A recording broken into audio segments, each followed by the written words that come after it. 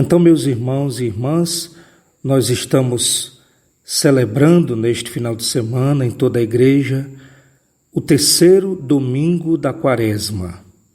É uma caminhada que estamos fazendo, todo o povo de Deus, em preparação para a Páscoa de Jesus e a nossa Páscoa. O tempo quaresmal é um tempo privilegiado para a gente revisar a nossa vida, reconsiderar a nossa relação com Deus, nossa relação com os irmãos e irmãs, avaliando como é que a gente se comporta, como é que a gente reza, como é que a gente se relaciona com as pessoas, avaliar como é que a gente lida com as dificuldades da vida. Então a Quaresma é um tempo de revisão de vida. E hoje, neste final de semana, aliás, neste domingo terceiro da Quaresma, a liturgia nos oferece esse trecho do Evangelho de João, que nós acabamos de ouvir, situando a cena no Templo de Jerusalém. O Templo de Jerusalém era muito grande, majestoso, foi construído pelo rei Herodes, e quando Jesus nasceu, já foi levado ao templo, e depois, todos os anos, ele ia ao templo, era levado pelos seus pais, Maria e José. Jesus frequentava anualmente, pelo menos, o Templo de Jerusalém.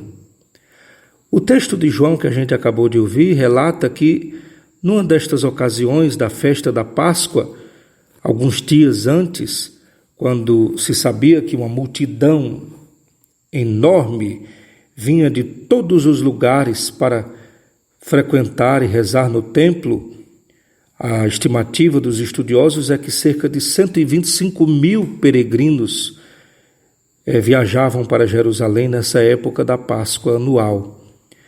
Jesus chegou ali com seus discípulos. E o que é que Jesus encontra no Templo de Jerusalém? O templo que era o lugar da adoração a Deus, o lugar do encontro com Deus, o lugar da oração. O lugar de oferecer sacrifícios a Deus e louvores também.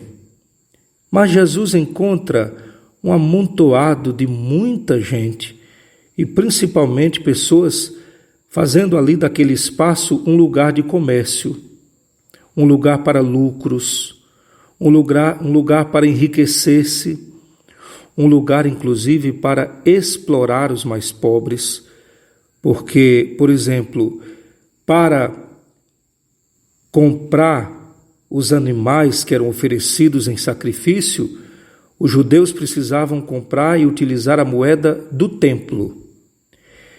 No entanto, eles vinham de vários lugares, grande parte deles de outras regiões em que a moeda funcionava era outra. Eles precisavam trocar a moeda, e isso já implicava numa desvalorização daquela moeda e numa perda financeira. Prejuízo, principalmente para os mais pobres. Eles precisavam comprar os animais que eram sacrificados, eles precisavam pagar vultosas somas para serem purificados, supostamente, de suas culpas, de seus pecados.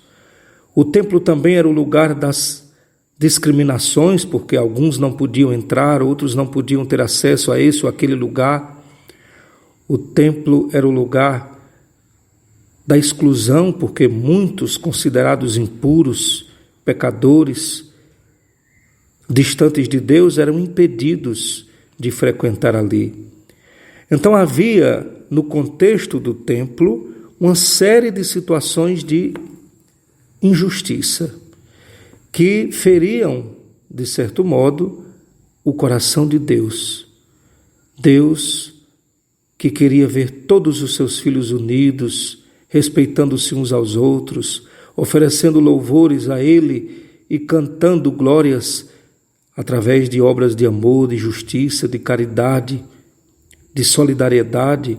E o que Deus via ali era um lugar de exploração, de injustiça, de maus tratos, de discriminação.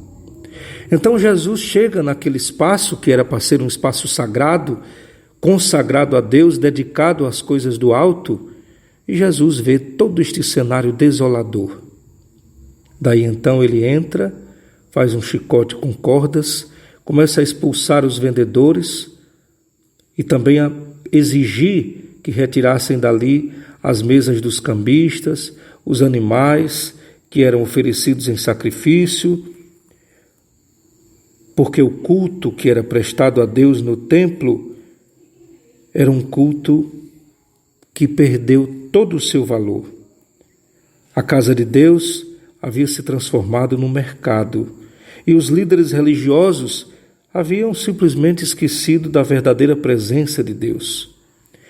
Em nome de Deus, meus irmãos, o culto gerava exploração, miséria, injustiça, discriminação.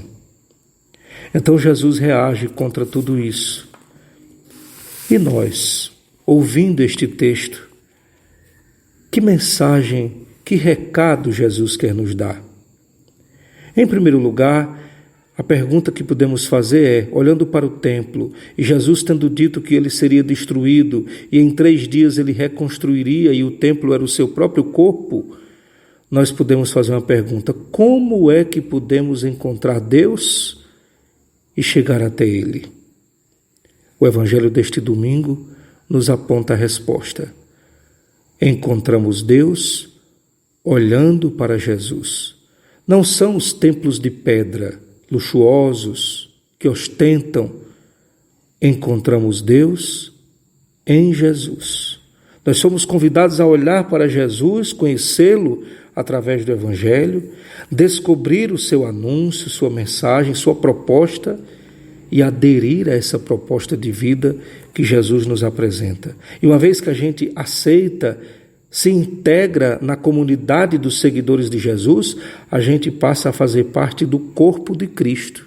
Nós passamos a ser, como batizados, membros do corpo de Cristo e, portanto, somos todos também pedras vivas desse novo templo que Jesus veio inaugurar.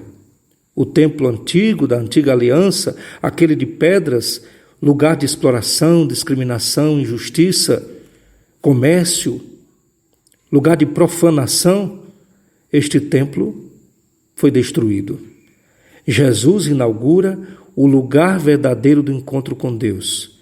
É a pertença à comunidade de irmãos. Quando eu olho para os outros, reconheço em cada um irmão, me uno a todos nessa fraternidade e nessa família que é a igreja, corpo de Cristo, então eu estou encontrando Deus na vida e na companhia dos irmãos. Os homens do nosso tempo, as pessoas de hoje precisam olhar para nós e através de nós ver o rosto bondoso e amoroso de Deus.